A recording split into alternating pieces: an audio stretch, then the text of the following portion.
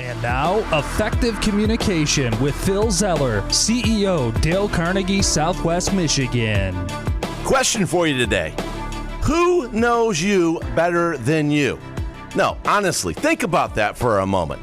Who knows you better than you? You see yourself in the mirror every single day.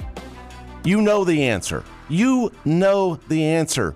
You know yourself better than anyone else. Better than anyone else. Take inventory of that for a moment. Phil Zeller, Effective Communication. Such an honor and privilege to be with you, as always, here today, sharing wisdom. You know, one of the greatest fears in communication and giving presentations has always been self-confidence. It's having the confidence to believe in yourself. It's having the confidence to actually put yourself out there. And Dale Carnegie found it's the number one determining factor for a human being's success. And all of his research is, do you have the self-confidence? And I asked the question today, who knows you better than you? And realistically, it's nobody.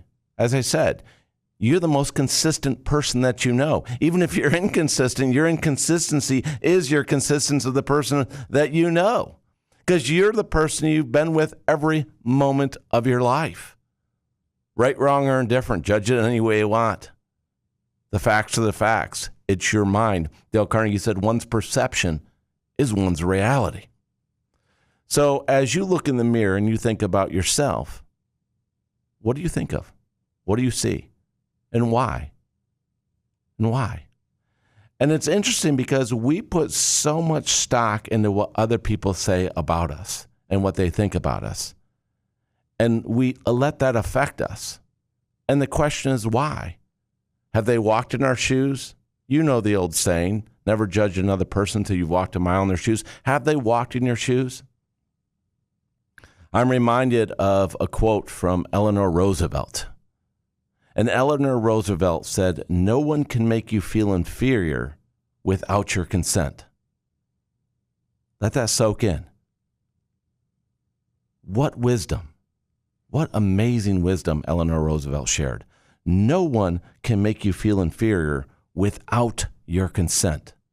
Why would you consent to anyone making you feel less than?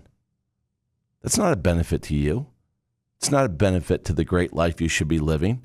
It's not a benefit to your self-confidence and your belief in your worth and the difference that you can make. There's no benefit.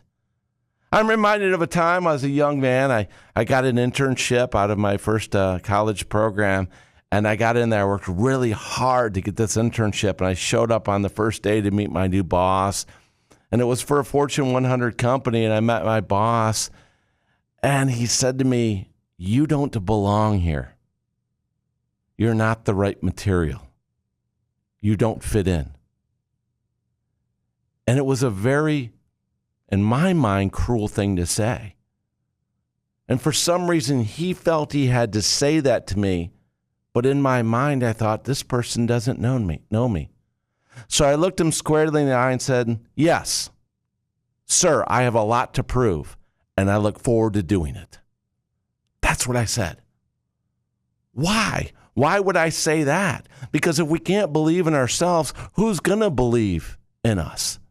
Dale Carnegie documented that any fool can criticize, and most oftentimes fools do.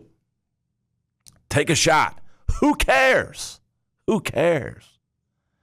And ask yourself the next time somebody takes a shot at you, ask yourself, if they criticize you, simple thing in your head, real gut check real quick. Do they actually know you? Do they actually know you? Have they spent any amount of time with you to know where you're coming from when they criticize you? Yes or no? If they haven't, step off. You don't know. I'm sorry. That's okay. We're all ignorant to a lot of stuff. That's okay. Let it go. The second thing, do they actually produce credible evidence in their criticism? Yes or no? Do they have evidence that's credible that validates the criticism they're giving? If they don't, they're pontificating. They're wasting their time, your time, and everybody's time. And obviously, time is not valuable because they have no evidence for the criticism that they're giving. So why in the world would you take that personally? They're speaking about something they don't even know what they're talking about. Just like in a court of law, you need evidence. You need evidence to prove your case in a court of law. So I want you today to think about the words of Eleanor Roosevelt. No one can make you feel inferior without your consent. Remember that. Remember that. And take heed to this. It's the words of wisdom that Eleanor shared that should stick with us every day. You owe it to yourself to question criticism and believe in yourself because you're the most important person in your life. Now go make it happen.